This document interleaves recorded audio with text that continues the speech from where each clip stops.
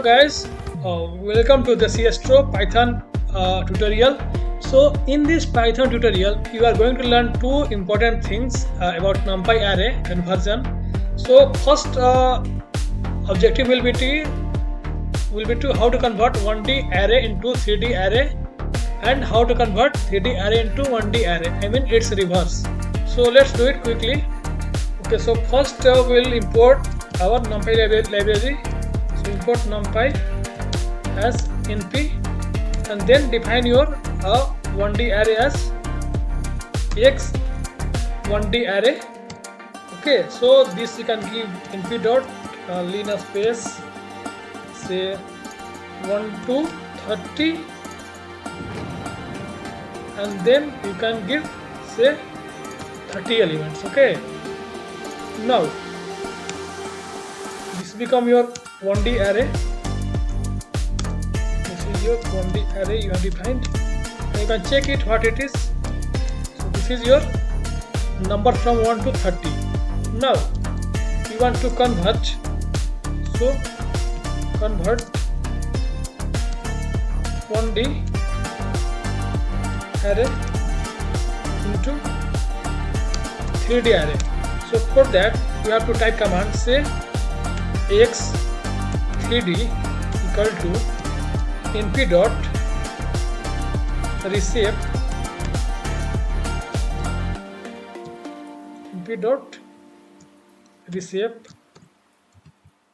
so it will take the array and the new shape.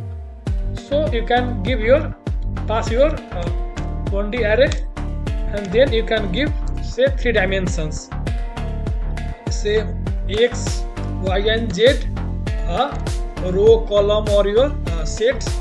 So but here your x into y into z, so x, y into z should be equal to your length of 1D array. So this is your one of the condition, okay, to convert.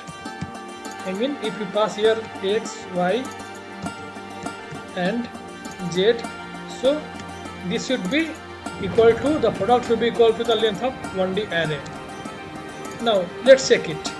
So if you give here 30, so 2 into 3 into 5, so it has converted. Now check it what it is.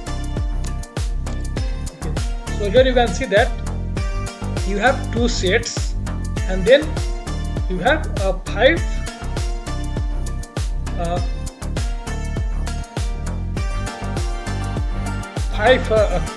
columns and 3 rows. Okay, so this way you can convert.